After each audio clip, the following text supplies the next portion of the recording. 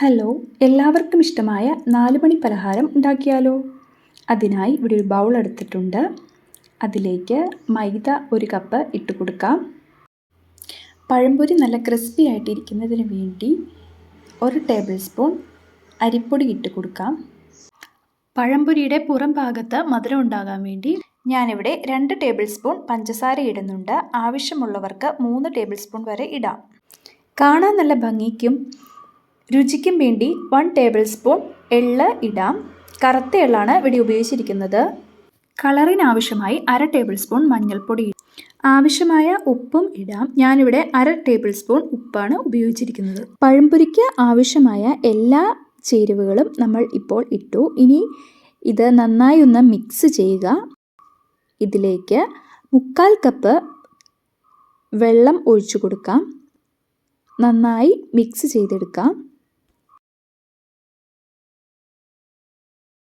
ഞാനിവിടെ മിക്സ് ചെയ്തു. അത്യാവശ്യം ലൂസായ മാവാണ് വേണ്ടത്.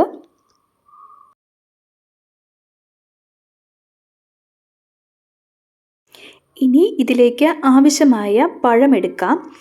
ഞാനിവിടെ 4 ഏത്തപ്പഴമാണ് ഉപയോഗിച്ചിരിക്കുന്നത്. ഇത് 2 സൈഡും കട്ട് ചെയ്ത് അതിൻ്റെ തൊലിയൊന്ന് പൊളിച്ചെടുക്കാം.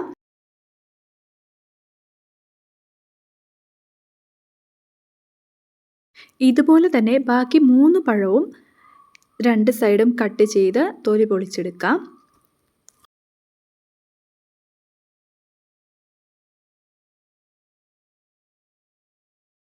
ഓരോ പഴവും സെയിം അളവിൽ 3 കട്ട് ചെയ്തെടുക്കാം.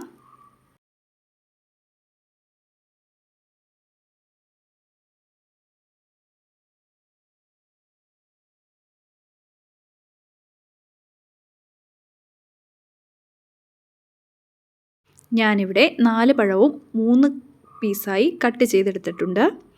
ഇനി നമുക്ക് എണ്ണ ചൂടാക്കാൻ വെക്കാം. അതിലേക്ക് അല്പം മാവൊഴിച്ച് എണ്ണ ചൂടായോ എന്ന് നോക്കാം. ഇപ്പോൾ നന്നായി എണ്ണ ചൂടായിട്ടുണ്ട്. ഇനി ഓരോ പഴവും മാവിൽ മുക്കി എണ്ണയിലേക്ക് ഇട്ട് കൊടുക്കാം.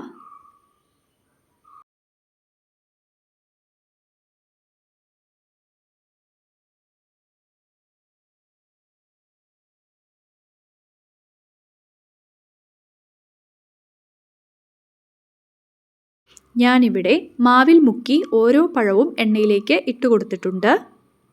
ഇനി ഇത് ഒന്ന് മറിച്ചിടാം. ഒരു സൈഡായി കഴിയുമ്പോൾ മറ്റേ സൈഡും മറിച്ചിട്ട് കോരിയെടുക്കാം. അങ്ങനെ ഇവിടെ രുചികരമായ 4 മണി പലഹാരം റെഡിയായി കഴിഞ്ഞു. എല്ലാവരും ചായയുടെ ഒപ്പം ഇത് ട്രൈ ചെയ്ത് നോക്കണം. Thank you all.